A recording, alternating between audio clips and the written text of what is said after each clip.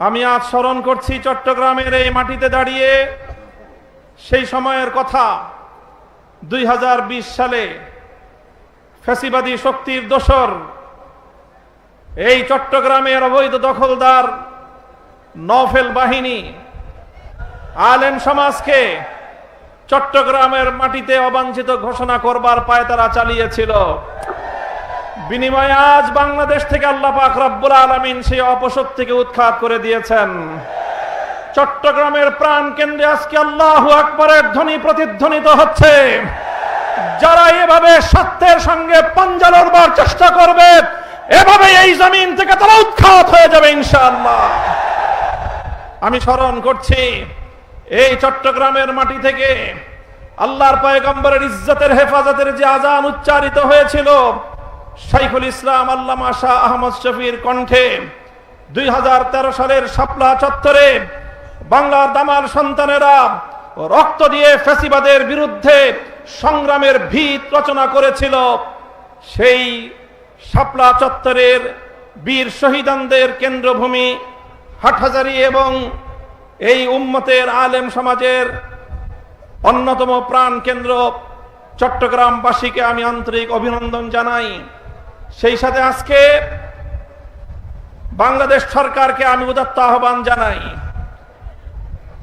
2026-27 সালের জাতীয় বাজেটে আমাদের অনেক সমালোচনা আছে। আমরা আমাদের সমালোচনাগুলোকে যথাযথ যৌক্তিক ভাষায় সংসদে এবং রাজপথে আমরা উত্থাপন করছি এবং করেই যাব। আমরা যৌক্তিক ভাষায় আমাদের কথা বলবো, আপনাদের ভালো কাজগুলোকে আমরা সমর্থন দেব এবং তার প্রশংসা করব। 2024-এর জুলাই বিপ্লবের বীর শহীদ পরিবারগুলোকে এই বাজেটে সম্মাননা জানানো হয়েছে এবং শহীদ পরিবারদেরকে প্রতি মাসে সম্মানী ভাতা প্রদান করবার সিদ্ধান্ত গ্রহণ করা হয়েছে। এই সিদ্ধান্তকে আমি স্বাগত জানাই এবং সরকারকে সেজন্য ধন্যবাদ জানাই। তবে সেই সাথে বলতে চাই 2024-এর বিপ্লবের ভিত রচিত হয়েছিল, পাটাতন রচিত হয়েছিল 2013 সালের শাপলা চত্বরে। সেই শাপলার বীর শহীদ পরিবারদেরকেও একই সঙ্গে রাষ্ট্রীয় সম্মাননা এবং স্বীকৃতির জোর দাবি জানাচ্ছি। যদি আপনারা সেটা করতে ব্যর্থ হন তাহলে প্রমাণ হবে আপনারা প্রকৃত অর্থে ইসলাম, মুসলমান এবং মদিনার ইসলামের যে কথা বলেন ধোঁকাবাজি ছাড়া আর কিছুই নয়। স্পষ্ট ভাষায় বলতে চাই, মাননীয় প্রধানমন্ত্রীকে বলবো, আপনাকে ব্যক্তিকেও সম্মান জানাই, আর বিশেষ করে শহীদ প্রেসিডেন্ট জিয়াউর রহমান বেগম খালেদা জিয়ার সন্তান হিসেবে আপনার প্রতি আমাদের বিশেষ সম্মান রয়েছে। আমরা সবিনয় অনুরোধ করব, বিভ্রান্তি সৃষ্টি করে ঘোলা পানিতে মাছ শিকার করবার শেখ হাসিনার রাজনীতি করবেন না। আপনি সুস্পষ্ট বিভ্রান্তি সৃষ্টি করছেন। আজকে আসার পথে শুনলাম কক্সেস বাজারে প্রধানমন্ত্রী তার বক্তব্যে বলছেন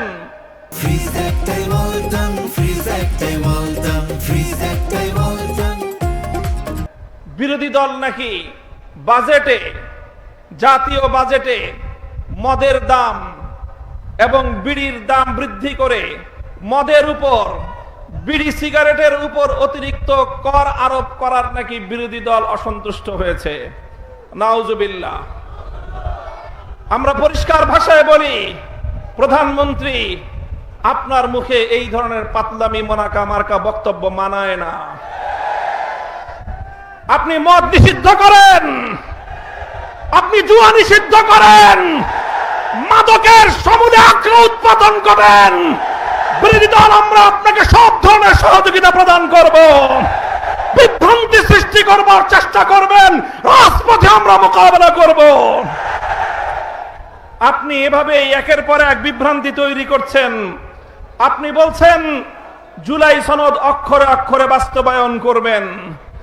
আপনি জুলাই সনদকে বাস্তবায়ন করবেন না, আপনারা আপনাদের নোট অফ ডিসেন্ট বাস্তবায়নের মাধ্যমে একদলীয় বাকশালী শাসন কায়েম করবার চেষ্টা করেন। আমাদের পরিষ্কার বক্তব্য, গণভোটের মাধ্যমে বাংলাদেশের 70% মানুষ যে ম্যান্ডেট প্রদান করেছে, সংবিধান পরিষদ গঠন করে সেটাই বাস্তবায়ন করার জন্য যা করতে হয় বিরোধী দল আন্দোলনের মাধ্যমে আদায় করে ছাড়বে ইনশাআল্লাহ। সংগ্রামী সাথী ও বন্ধুগণ, আমার সর্বশেষ বক্তব্যের পয়েন্ট হলো, যে আধিপত্যবাদের বিরুদ্ধে, যে দিল্লির দাসত্ব এবং গোলামীর শৃঙ্খলকে ভেঙে 2024 সালের জুলাই যোদ্ধারা বাংলার মাটিতে নতুন স্বাধীনতার সূর্য ছিনিয়ে এনেছে, আজ বাংলাদেশের দুর্বল পররাষ্ট্রনীতির কারণে আবার সেই স্বাধীনতার সূর্য বাংলার আকাশ থেকে অস্তমিত যাওয়ার উপক্রম হয়েছে। সীমান্ত বন্ধ হচ্ছে, আর আমাদের শিলংয়ের মন্ত্রী সাহেব তিনি শিলংয়ে আমাদের সীমান্তে হত্যাকাণ্ডকে ঘুরিয়ে পেঁচিয়ে বৈধতা দেওয়ার অপচেষ্টা চালাচ্ছেন। তিনি বলছেন যে অবৈধভাবে সীমান্ত পাড়ি দেওয়ার সময় হত্যা করলে সেটা নাকি সীমান্ত হত্যা নয়। আমরা জনাব সালাউদ্দিন সাহেব স্বরাষ্ট্রমন্ত্রীর বক্তব্যকে ঘৃণা ভরে প্রত্যাখ্যান করি। আমরা আমাদের সীমান্তে নিরাপত্তা প্রতিষ্ঠা দেখতে চাই। বিজেপি বাহিনীকে বলবো, বাংলার মানুষ তোমাদের সাথে আছে, বীর বিক্রমে আমার বাংলার প্রতি ইঞ্চি মাটির স্বাধীনতাকে তোমরা রক্ষা করবে। আমার সর্বশেষ বক্তব্য, আপনারা দেখেছেন সাম্প্রতিক বাংলাদেশের জন্য ভারতীয় আধিপত্যবাদ প্রতিষ্ঠার সর্বশেষ এজেন্ডা হিসেবে বিজেপির একজন রাজনৈতিক ব্যক্তিত্বকে বাংলাদেশে তাদের কূটনীতিক হিসাবে প্রেরণ করা হয়েছে। তিনি বাংলাদেশে এসে 140 কোটি আর বাংলাদেশের 20 কোটি মিলিয়ে 160 কোটির এক আকাশ আর এক বাতাসের গান গেয়েছেন। গল্প মনে পড়ে যায়, ছোটকালে আমরা পড়েছিলাম, কুকুর এসে, শৃগাল এসে মোরগের সাথে বন্ধুত্ব পাতাতে চায়। বলে শৃগাল মোরগকে বলে, এসো আমরা দুইজন উজু করে নামাজ পড়ি।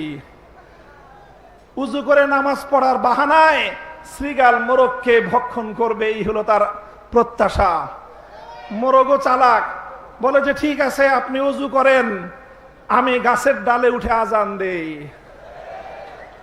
মোরগ যখন আজান দিয়েছে, মোরগের আজানের ডাক শুনে কুকুর আসতেছে।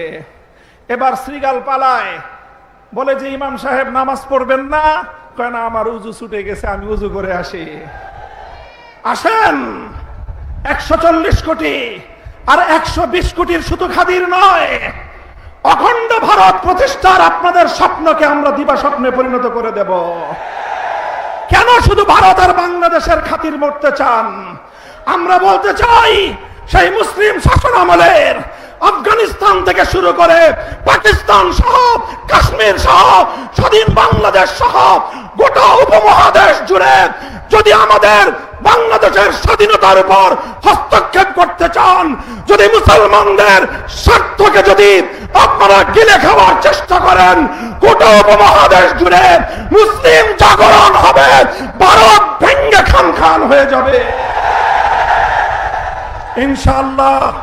বাংলাদেশের স্বাধীনতা অক্ষুণ্ণ থাকবে। বাংলাদেশের স্বাধীনতার উপর যদি, সার্বভৌমত্বের উপর যদি কোনো আঘাত আসতে চায়, সে হাত আমরা ভেঙ্গে গুড়িয়ে দেব ইনশাআল্লাহ। বাংলাদেশের স্বাধীনতার অতন্দ্র প্রহরী হিসাবে দেশের স্বাধীনতা রক্ষা করার জন্য এবং 24 জুলাই বিপ্লবের ভিত্তিতে 47, 71, 24 চেতনার ভিত্তিতে আগামীর বাংলাদেশ গড়বার চলমান সংগ্রাম ইনশাআল্লাহ গন্তব্যে পৌঁছা পর্যন্ত রাজপথে থেকে আন্দোলন করতে প্রস্তুত থাকবেন তো? নাসরুম মিনাল্লাহি ওয়া ফাতহুন করিব। আসসালামু আলাইকুম ওয়া রাহমাতুল্লাহ।